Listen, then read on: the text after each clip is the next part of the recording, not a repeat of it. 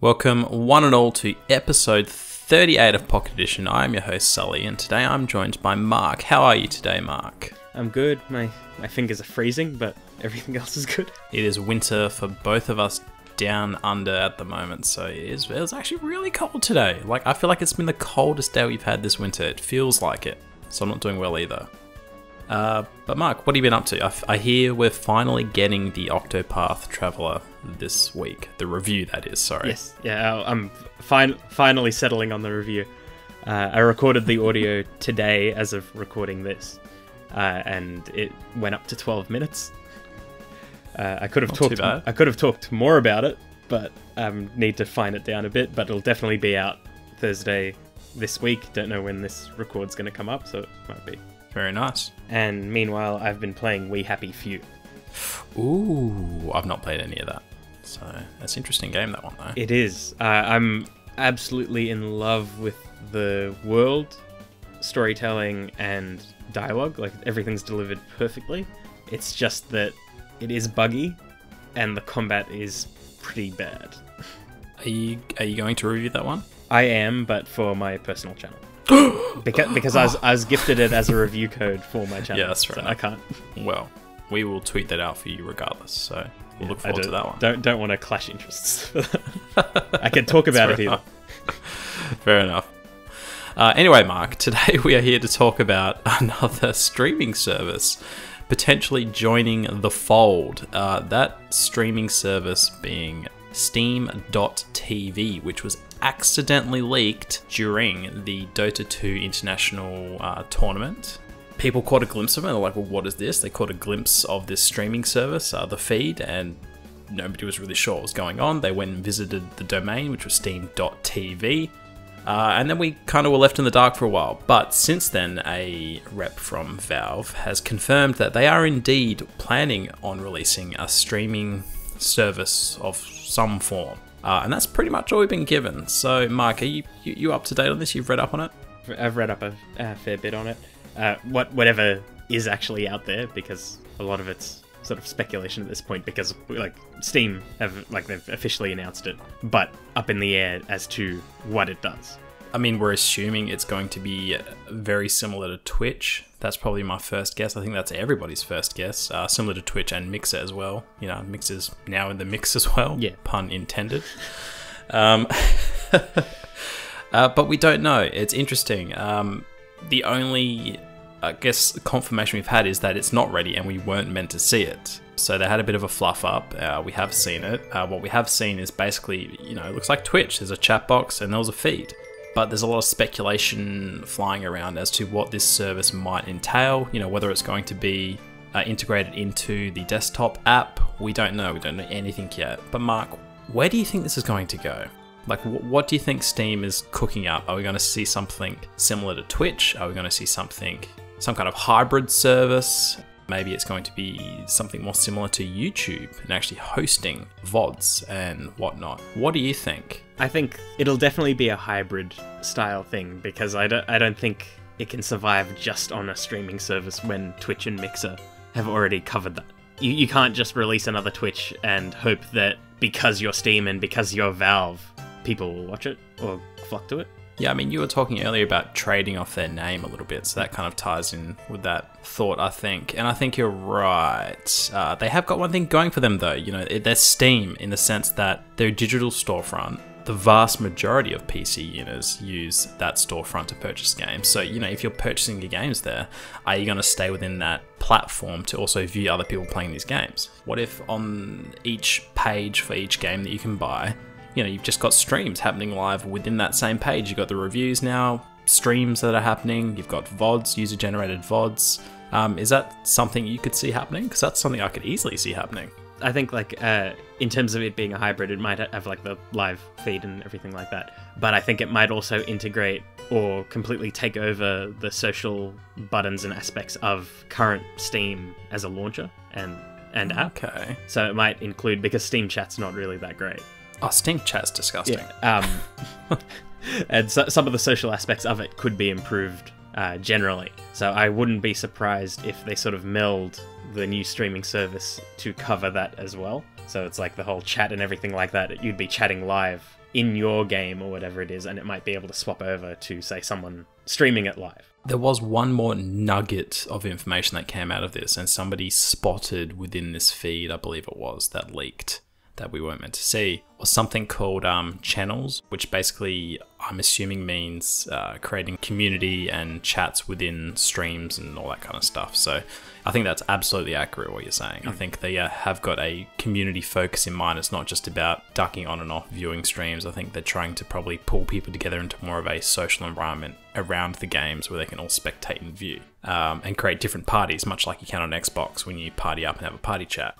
In your opinion, though, like, where do you think Steam currently is in terms of a service, outside of them being obviously the preferred method to attaining games digitally on PC? Like, besides like what they've done and who they are, I just think that they're not as important as they used to be. It's one of those things where you were the only, or at least the main service at the time, and Valve itself has done all these amazing games in the past, but due to sort of their lax approach to, say, new IPs or sequels to games that we may never get. Yeah.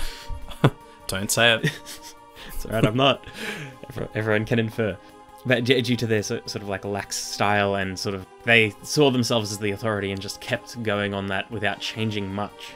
You've seen good old games GOG go up. You've seen Humble Bundle start offering, Humble being its own store with games and things like that. You've seen different methods come up with a general sort of community and respect towards them. Like GOG doing their whole thing of there's no DRM. So a lot of people, if they can, will probably go to them. So I don't think that they're as important as they are. They are still necessary because those services still don't have all of the games that Steam has on offer. And early access has been fixed up lately for Steam, because before it was just like shovelware, like the Wii when it first came out. I feel like they've got to attack, like if they're going to continue, they've got to shift focus a bit and attack the streaming like properly. You got to focus on it, not just invent it and forget about it. Yeah, we see that happen a lot, whether it's intentional or unintentional. Like it's my approach to talking about Sony. Like, they're a fantastic company and they do good things, but whenever they introduce a new piece of hardware or a new peripheral, they're like, all right, it's out. It's up to everyone else to figure it out. And like, sure, that's what killed the PSP, that's what killed the Vita, that's what killed the PlayStation Move. It's kind of funny, isn't it? Because I feel like Microsoft's almost the complete opposite with things they try and invent. Like, they're always trying to get people hyped about it, they're trying to get people involved with it, they're trying to support it, and it still flops for them, the Kinect. So it's kind of funny. You've got to hit this weird middle ground where you're like, you know it's there and you develop for it, but you're just like, you're not trying too hard. Yeah, you're like, hey, guys, we also have this, but we are still doing the thing on the side. Yeah, exactly. It's like Sony are like, hey, check it out, we've got this, and then they'd never advertise it again, whereas Microsoft are constantly advertising it, and then Nintendo's like, hey, check it out, and threw it out. And they're like, also, we've got a 3DS. It's actually true. Oh man, yeah, I definitely agree in terms of other services popping up as well. We've seen the big publishers create their own services, like Origin. So there's definitely a lot of competition for those digital storefronts now. Microsoft as well on PC, they've got their own storefront. So there's a lot of competition. I don't know if I necessarily agree with them maybe not being as important. I think they're maybe, for me at least, just less exciting. They're not new. They're not doing as much as maybe what they could be, or they have done so in the past. Are you saying they may have run out of steam? Oh, this is a pun-filled episode. Absolutely. Well, it's yet to be determined. We've had two. Let's go for a third.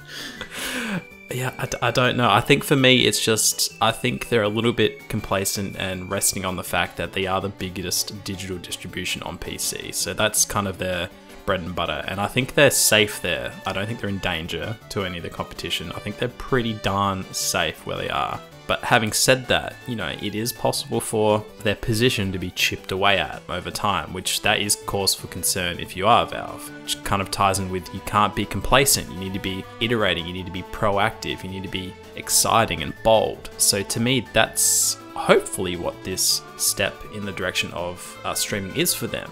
It's their next big thing. Because for me personally, I feel like they've kind of been lackluster and kind of boring since the days of seeing greenlight launch, early access launch, and here's the kicker, Steam Big Picture and then Steam OS, which completely flopped. Pretty much all of those, or greenlight and Steam Big Picture.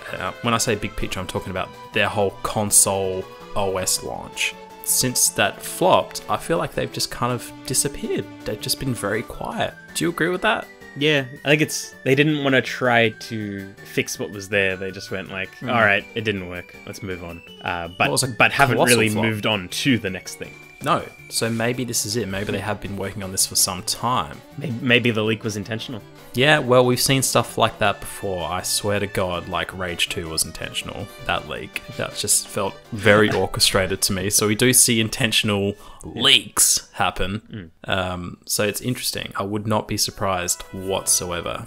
I mean, hopefully this Steam.tv package, whatever it ends up being, hopefully we get it baked into the Steam app on our desktop, so it's all just integrated in, and hopefully it changes the game for them in terms of creating viable social chat app at the very least, where we can also consume streams and content. Because, you know, let's face it, who the hell uses the Steam chat functionality? It's dreadful. You know, we've seen services like Discord pop up, which are absolutely crushing it.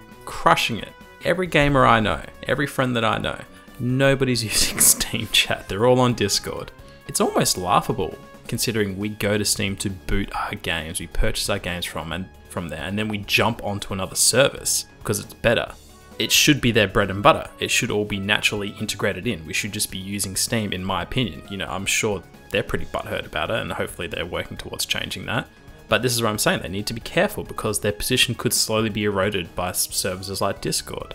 Why can't Discord eventually have their own storefront? I bet it's coming. Yeah, I feel like they're amping up to it. I mean, we can see what games everyone's playing now in like a community window. They're integrating into every system as well.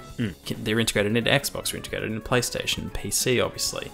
They're integrating into all these different services, Twitch, YouTube. They're becoming this platform that's kind of just integrating into everything and connecting everything together.